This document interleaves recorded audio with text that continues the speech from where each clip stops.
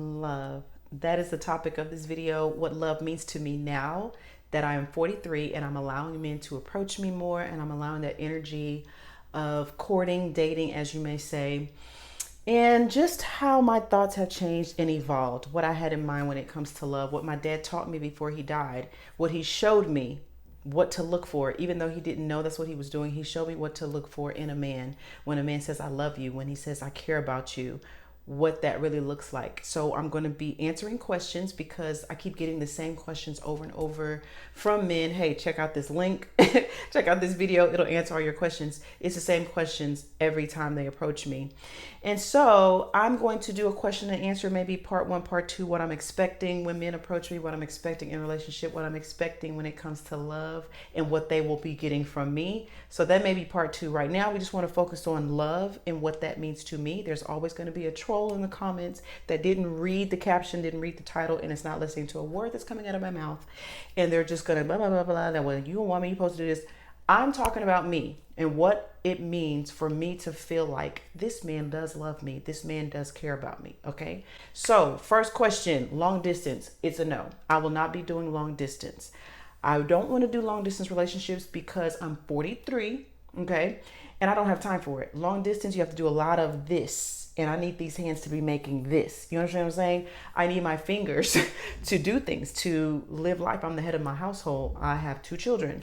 And that's not a secret. That's out there. It's all over the internet. Okay. And I have books, albums. I have a clothing line. I have my own business that I run. And I don't have time to be on the phone unless I'm making money. I want somebody that's in my city. That's just my preference. It is what it is. Unless you plan to move here. Now, I don't mind once something is solidified and we want to move out of the city, we want to move out of the state, out of the country.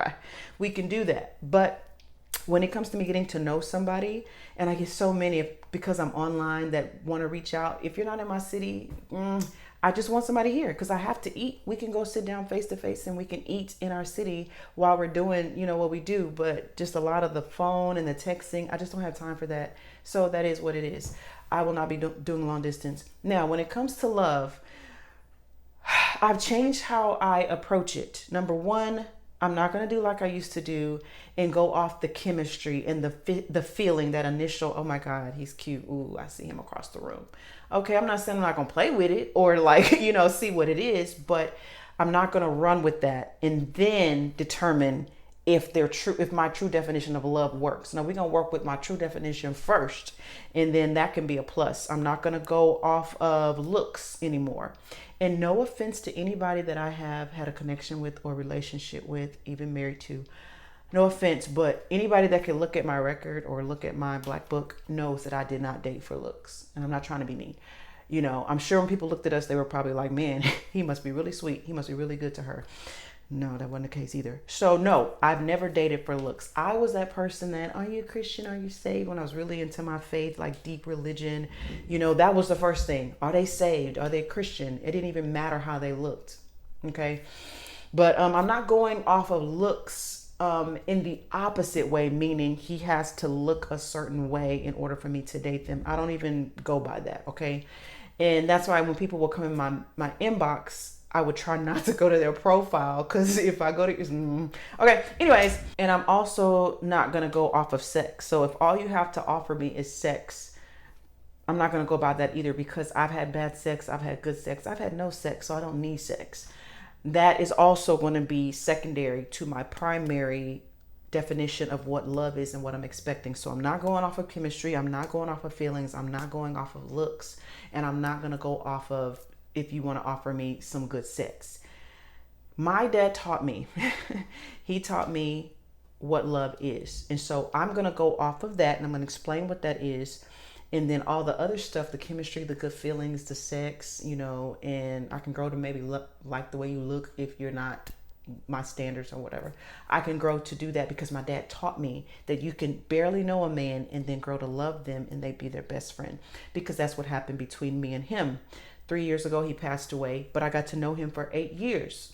When I was 32 up until I was 40, that's when I got to know my dad. Before then, it was just birthdays, holidays, gifts in the mail, cards, things like that. He was a truck driver. My dad and mom had divorced. I've already talked to my mom. I've had 3 conversations with her within the last couple of months in preparation, not just for this video, but just for life, to confirm some things that my dad showed me. So I got to know him for 8 years.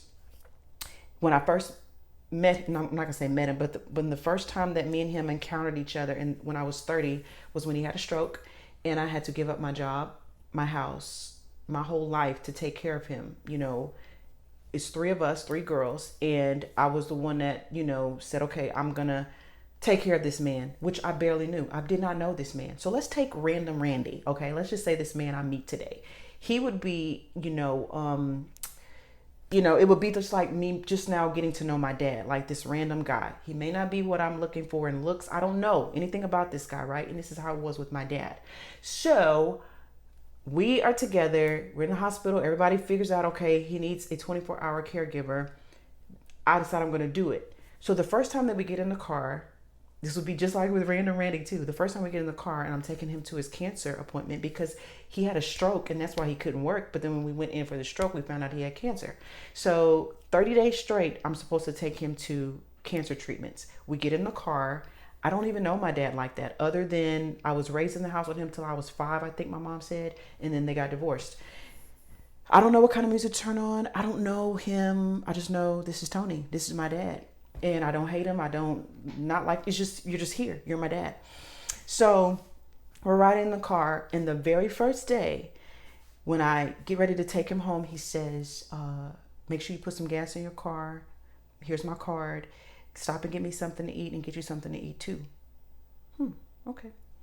No man has ever done that for me unless they were trying to buy me something so they could take me home, right? So imagine doing that for 30 days straight. You got car insurance? Who's your car insurance provider? Oh, they're too high. Get on mine. Since you got to drive your car every day, get on mine and I'm going to take care of that. Okay. So this is my dad showing me how a man is supposed to provide and protect, right? He also started to lead me. Even though I was 30 years old, he started to lead me and make me better as a person by telling me things to do. Now, the first time I kind of didn't like it. We were in the car, and you know how you're driving and there's 2 lanes. You're in this lane because you're going to turn under the freeway to get on the freeway. But usually this lane is longer than this one. So you try to get over on this lane. Even if you don't understand what I'm saying, I know what I'm saying. You try to get over here so you can pass all of them, then try to skip over to hop over to get on the freeway. So I tried to do that one time, and he said, don't do that. And this was like the 3rd trip. It's like, who are you? We don't, you know what I mean? Like that I've been driving. Now, my dad is a truck driver, 37 years. Great record. He knows what he's talking about. 18-wheeler, 37 years, right? He says, don't do that because that's how people get into wrecks. You just need to be patient, sit in this longer line instead of hopping over here. Because if you hop over here just so you can get and, make the light and then try to go under and then try to hop over, that's how people get into wrecks, and you slow down, the whole traffic, and then we're going to be late and all this kind of stuff, right? And so I didn't like that. But he was leading me, right? And so I said, okay, to this day, I don't do that. I wait in the line and I'm patient because he's right. Why not just be patient instead of risking having to, be late anyway because I got into a wreck? Just be patient and stay in this lane, right? And so he started to do that every time we were around each other. He started to show me what a provider was, what a protector was, and a leader. And I've never had that in my life. And it is sad to say I have never had a true provider, protector, and leader when it comes to men, until my dad came into my life full time when I was 30 years old. That was the first time. And so what happened was 8 years of that taught me what love was. He didn't say it a lot, but he showed it. And towards the end, he did start to say it a lot more. He was like, okay, I love you when we get off the phone or when we were departing, or I'd say it. And I started to see the more ushy-gushy romantic, side of Random Randy, so to speak. And I'm comparing it, like I started to see it more, and I started to grow to love my dad. And so I apply that with a man as well. Like when you approach me, I'm not going to go off of connection and feeling, oh my God, he's so fine. I'm not going to go off of, can he put it down? How big is it or anything like that? I'm not going to go off of looks or none of that. Okay. I'm going to go off of how you treat me. Do I feel protected? Do I feel provided for? Do I feel like you can lead me in the right direction and add value to my life. Now, all of this is nothing that I saw, read in a book. My dad taught me this, and I didn't know it until I didn't realize it till like a month and a half when I said, okay, you know what? I'm going to decide to go ahead and let people into my life more. My son's graduating and they out the way. Got them taken care of. My son's about to go to college. And so I'm like, okay, this is what I'm going to do now. I'm going to allow them to come in, but I cannot do it the same way I've done it before. I'm going to get the same results. Men have told me they love me. They have told me they've cared about me, but to this day, I have nothing to show for it. I have nothing in my hands to show for it. When my dad died, I had something to show for it. Okay. To this day, I have something to, show for it. The things that he taught me, the things that he taught me how to do as a woman around my home. When he left a policy. Okay. You know what I'm saying? So I had something to show for it. That relationship, he showed me that he loved me. And not only did he tell me, he showed me. All the men in my life up until this point have told me. Now, I've also learned that when these guys have said, I love you and I care for you, it's not so much that they loved me. They loved how I made them feel. They appreciated how I cared for them, but they did not love me. I'm going to get into that even more specifically with my dad. For example, when he came to my home, after he started getting better, he was able to get into his own home. And then I was able to move out of my mom. Because I remember I gave up my job, gave up my home that I lived in to go live with my mother so I could care for him. He could live by himself. My mom opened her home for him to come back and live there. And I could live there, and I took care of him 24 hours. But I was always provided for. I was always taken care of. Whenever I would go get his pharmacy medicine. Hey, Dorian, when you're at the grocery store, get me something, but get you and the kids something too. I'm telling you. Okay. My daddy was a provider. Okay. And he was also a protector. Every time he came to my home, when he came through the front door, hey, I'm going to go get you some weed killer, or I'm going to go get you something for these ants because I don't want them messing up your foundation. Or he would go in my backyard and he would say, whatever is digging a hole under your gate, because it was brand new construction. And so he said, and I always wanted a house. I always want my houses backed up to the woods, right? And so he's like, something is digging a hole. So when you go to the nursery, get you some dirt, I'll pay for it. Or he'll bring some dirt, go get some dirt from my mom's land and bring it out there and just fill it. And he would just do that every time he came. So I always felt protected when he was around. Or when I would drive up, he would already be in my yard clipping trees or doing, you don't want this tree to fall on your house and bust your head, stuff like that. So he would, and I did a video. I have a video linked where I show, I think it was when he passed. It's a video that I have. And I have clips of him doing yard work and showing my daughter how to do things. And I've never had a man in my life do that. That's just the truth. Outside of my dad's uncles, who I got to know as he was getting sicker and sicker and sicker, they started to, show up a whole lot more to be there for their brother. And I saw them as, providers and protectors too. Like they would just take care of me and my kids. And my dad took care of me, but he also took care of these other two daughters, my sisters. We have the same mom, same dad. He would always say, make sure that life policy is paid up, make sure that it's taken care of. And when, I go, make sure y'all can cover my funeral and you just split the rest with your sisters. Make sure, y'all are taken care of. So he always did that. And the sad part is I've not had that all my life. I've had guys tell me they love me, but they walk right past all those weeds at my house. They'll say they love me, but they're not checking to make sure my oil is good, making sure my tires are good, making sure my kids are good. They come to my house, which I don't do that stuff anymore. This was back when I was in Richmond. They come to my house, and if I have food, you're eating my food and you walk right out of my house, or we spend time together, but you care about me. I had one recently come back a couple months ago and was like, hey, I want a second chance, because I cared about you. I said, I don't see how you did. You never showed that you cared for me. You never did anything other than what you got from me. And so my definition for love, to get to the point, is, do I feel protected? Do I feel like you are leading me? And do I feel like you are providing for me? You do not have to be rich to provide for me. My dad had a 6th grade education, 37 years as a truck driver. That doesn't sound like millionaire, billionaire, but that man made sure I was taken care of every time he was around me. He got to the point where he said, hey, go get yourself a bank card with my name, because he trusted me. And we did that checkbook. Yes, I had to do a checkbook, child, until he died. To the day he died, I had to do a checkbook. And because he wanted to know where everything was and where everything was going, and he trusted me to do that. And I would go through his money with him, and every time, I'm telling you, it's no exaggeration, you got that insurance paid up? Do you got that insurance? You got your car insurance paid up? You got the life policy paid up? Make sure you pay, send my money to the church and make sure you pay that insurance. He always wanted to protect me. But yet, guys, never did that. I'm driving to your house. You're not checking to make sure, nothing. So, love to me is not what it used to be. So when you come into my life and you approach me, if you don't feel like you can provide for me and protect me and care for me and lead me, and also my kids, even though there are many adults, they're 20, happy birthday, Farrah. Today is Farrah's birthday. 20 and 18. My son will be 19 this year, of course. And so you got to be able to, and here's the thing. I got kids, and these men that knew I had kids, what I'm saying? I'm just saying, if you just want to play, you just want to play. I understand that. But I'm telling you, if you're approaching me now, I don't got time to play. I'm so sorry. Excuse me. I don't have time to play. I have a daughter. Are you checking on my daughter? How is she doing? Is her car insurance paid up? I mean, a man, a provider man. That's one of the new words that's going on and going around right now. But that's not what this is about. This is not, can you pay 50? I don't care about any of that. That could be a part 2. I don't mind talking about it. But I'm talking about initially part 1.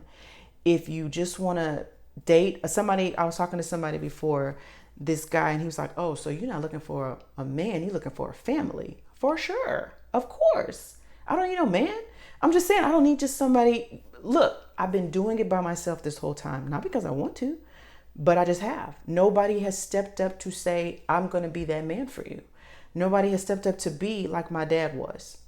And my dad taught me, and my Uncle Willie, my Uncle Joe, my Uncle Ricky, all of them, when they stepped up, when my dad died, they all showed me what a real man looks like. They did. Every last one of them showed me what it is to take care of your family and to take care, just to be a man and not come to get and to take. And again, there will always be a troll in the comments that didn't read the caption, didn't read what I said in the description or the title, or they're not even listening to what I'm saying. I'm not talking about what I can do for you. I'm just saying what love means to me now and how I'm approaching it. And if you want to approach me, know this is what kind of time I'm on right now, because who has time for that? I have done it all as far as leading my household, taking care of my household, and I don't want to. Now, listen, I don't want to do no more. Listen, it's not about I want you to just come in and you need to take care of all these bills. I get that. That would be great. That'd be nice. Come on, do that. You can do that. I don't even have a lot of bills anyway. I'm talking about the spirit and the essence of it, that I want to come in and make sure you're good and make sure you're taken care of and really be a provider for you, because I'm going to be me. I know how I show up. And anybody that's ever been with me knows how I show up. I show up 100,000%. I'm going to do me. I'm going to do all the Dorian stuff, right? But I've never gotten that back in return because I didn't know what I was looking for. Just to be honest, I didn't know what to expect. And most women, we're not taught how to do this thing. But my dad taught me, as far as a man. I don't take anything away from my mother. I'm talking about what my dad taught me. That's something that I was not taught and I did not look for. We're taught to nurture and to give and to take care of, to cook, to clean, to make sure that man good.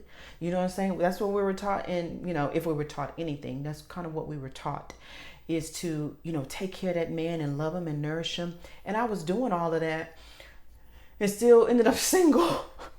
And still ended up without the person, and still ended up not being taken care of. Still trying to figure out how I'm gonna pay this and how I'm gonna pay that. And let me see if I want to say this. This one guy, I say this to him all the time. I'm gonna put 18 plus on the video just in case. I always say things like, yeah, you say you love me, you care for me, but when you leave, I still don't have no consistent D in my bed and no money in my bank. You still not doing either one of those. So what's love got to do with it? How is that loving me? You know what I'm saying? You do not pay anything. You don't help to pay for anything. You don't offer to pay for anything, but you love me. How do you love me? You don't love me. You love what I do for you. You love how I make you feel. You love how I support you, how I appreciate you, how I lift you up, how I am there for you. But I can look over the years, and when I was going through that stuff with my dad, none of those males were there for me. You know, when I was going through a lot of stuff in my life, I did that by myself. I handled that stuff by myself. Anyways, I just noticed that after everything that I've put into relationships over the years, I have nothing to show for it but heartbreak over those things. Now, this one guy approached me and he asked something that was very, very different and interesting. And he said, not, are you single? Are you married? He said, are you emotionally attached to anyone? Which is very, very wise to ask, because you can ask a woman if she's single. She could say, yeah, doesn't mean that her heart is not with somebody. You know, you can even ask if they're married and she could be like, yes, that doesn't mean that her heart is even with her husband. It could be with somebody else too. Asking if you're emotionally attached before you pursue, that's a very good thing to ask. And also, if I give you my number, which I rarely do, if it takes you 1 to 2 days to connect with me, you've already lost me. I've lost interest, as if this is not going to be just taken and swept up real quick. I don't understand it. When a guy asks for my number, and I'm not trying to say that I'm all this and all that. I'm not saying that. There's what y'all call baddest women out there, baddies or whatever. But I'm just saying, if I give you my phone number, this goes for any woman. If a woman talks to you back and forth a little bit online and then they give you their number, don't be playing no games. I'm going to check you out and say, hey, what's up? This is me. And then you wait another day. Nobody got time for that. I'm already bored. Especially if you're not even in my city. You've already lost me. If it's gone a day and you haven't said, hey, what's up? Because I know me and I don't give my number out to a lot of people. So if you get it, you better use it. If not, bored, on to the next one. And I'm not saying that you got to call me and we finna talk on the phone for 8 hours. I'm saying you call me, you connect with me, and we making plans to meet up. So again, a man does not have to be rich, because my dad, to me, was richer than any of the parents that I was around or that I knew at the time that I was taking care of him, or even richer than the men that actually made more money than him, because he had an abundant mindset. It didn't matter how much money he was making while I was taking care of him, as far as his disability and things like that. He was going to make sure I was taken care of. Obviously, he was going to find it. He was going to figure it out, whatever. Okay. So while I was busy doing his AARPing and paying his bills, he was making sure that I was taken care of. And so that's what I'm looking for. I'm looking for somebody who actually wants to provide and take care of me and protect me and lead me, and not just looking to come over here and asking me, so what you cooking tonight? And so maybe in another video, I'll do a getting to know me, because I'm a very kind, nice person. I'm just straightforward. And like this one guy, I might put it up here. We're cool now, but he was like, are you a man? I was like, is your mama a man? And then he came and apologized. And it's like, that's not how you approach somebody when you're trying to shoot your shot and holler. And he's like, well, you got to ask nowadays in 2023. Okay, well, go to my profile, fool, and you'll see that I'm not, obviously. And if he was actually a man, you would have done that. I seriously told him that. I can show you the screenshot. I won't show his name. I don't expose people. But anyway, it's like, I do have a sharp tongue when I need to use it. But other than that, I'm a kind, nice person. And I am. I'm very loving. I'm very sweet. I just don't have time for games. Okay. I don't have time for you offering crumbs and then want me to feed you them crumbs through support, emotional support, and give you the same crumbs back that you've given to me, to lift you up and keep you, and then I don't have anything to show for it. So anyways, if you have any other questions or topics, or you want a part 2, just leave your comments in the comment section, or send me a message, something that you want to know more about, what I would do, what I'm not doing, what I'm allowing. And so yes, I'm open to going on dates. I've met a couple of people, and I don't like to meet people online. I prefer to meet people just like naturally, just to be honest. But I know this is an online, virtual type of world, but I prefer to meet people naturally, and I'm open, I'm open to talk about it, and I'll be private too, but I'm open to talk about certain things. Like, I just randomly met some guy. I was getting some food somewhere and we kicked it off pretty cool. It was an older guy. And so, it was nice. It was cool. And then we switched, information. And so we've talked a couple times. We kind of, went back and forth. So that was pretty nice. I would prefer to meet people just, randomly, in person. Oh Lord, I would rather just meet people, randomly, live, because people, let me tell you about me, because of I have this and because of my profile, of course you want me. Let's just be real. I'm just saying, of course you want me. You see what I do. You see my profile. You see what I have to offer. Of course you're going to want me, but I don't really know y'all. I don't know y'all. And then some of y'all don't have pictures. Some of you, or you just share other people's stuff and you don't even have a profile picture. So of course you're going to want me if you see all of this. That's why I just like to meet people that don't know what I do and don't know what I have and don't know anything about me. I prefer that. But hey, I'm open. As long as you're going to be providing and protecting and leading. Again, this ain't about the hot topic that's out there. Are you 50-50? You looking for a provider, man. It ain't about the dusties. That could be part 2. I'm not saying, I'm not giving my opinion on that in this video. This is just about how I'm approaching love now and what it means to me, how I am redefining it. So this video is not about the stuff that's being talked about now, this latest stuff about the 50-50. That can be another video or, another topic. This is just about me redefining love and what it means for me and what I'm looking for and how it's different now. And I don't care about connection. I don't care about, how I feel up front, because my dad, I didn't know him, remember, when I first met him. And then by the time he died, we were best friends. Like, we were both crying and showing emotions and feelings. And so now I'm open to growing to love somebody instead of looking for that, oh my God, girl, it could just be stoic and neutral and we just hanging out and just chilling and just going and just eating and just, and I am very comedic. I like to laugh. I like to have fun. Like the last person I was talking about, like as soon as we hit it off, we were just laughing and just like, playing around. So I'm saying that I'm open to growing to love somebody and growing in those feelings based on, because let me tell you, my dad, even though he wasn't in my life like that, when he did that every single day for 8 years, I'm talking about every day. It didn't matter what. He was checking on me. When he came to my house, he's going to fix something. When he came to my house, he's going to check and make sure something is tightened. Even if it's already tightened, he's over there tightening it. Like, Daddy, the doorbell works just fine. Let me make sure the doorbell works. And so, and I said this to another guy too. I'm like, I want to make sure that you're safe. I want to make sure, okay, why you ain't bought me no gun then? Hoping it's not going to do nothing. Okay. Hope you okay. I hope you and the kids are good. What is hope going to do?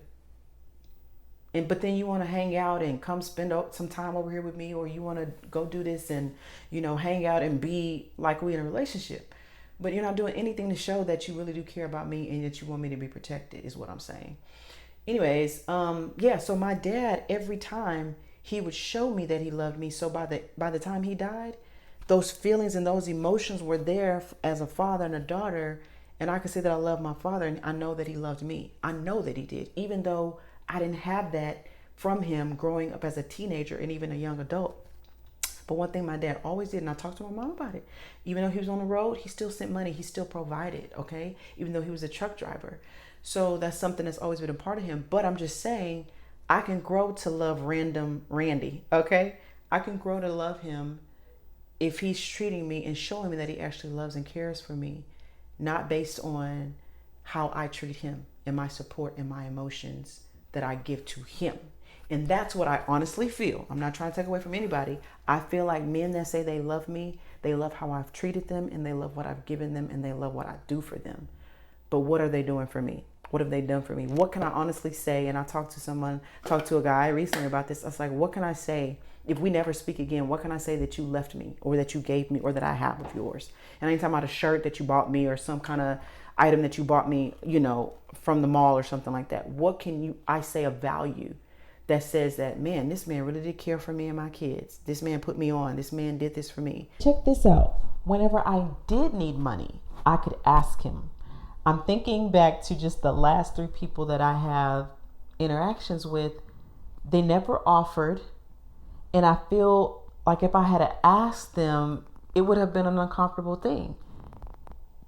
I don't feel like I could ask them. Now, trust me, I do understand that these people loved me maybe or cared about me in their own way based on what they were talking about and based on what they were taught. But for me, to feel it moving forward, I'm going to base it off of the way I felt when my dad was here, because that was the last time I actually felt loved and protected.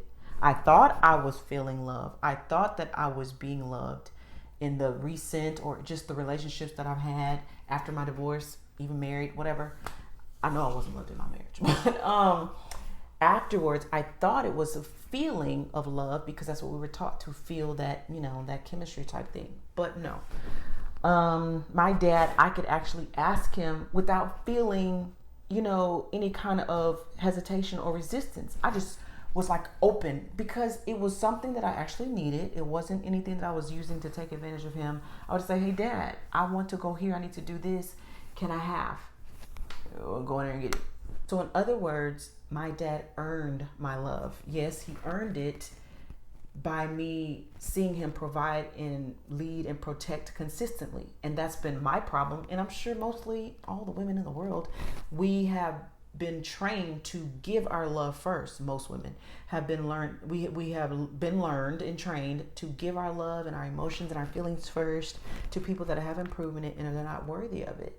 So I grew to love him as a man, as my father, because I would come home, like I said, and he's cutting my grass. I will come home and he's under my daughter's hood of her car, showing her how to change the oil. I'm not going to say no names, but how can you say I love my kids, but you don't have them on medical insurance? And the mother doesn't know until I go to the doctor and I find out, oh, they haven't been covered for months. I love my kids, but you don't even have you didn't even try to get Medicaid for the kids. And then you don't even let the parent know that that's what I'm talking about. Men are telling me they love me, but you're not doing anything to protect, to provide, and to lead.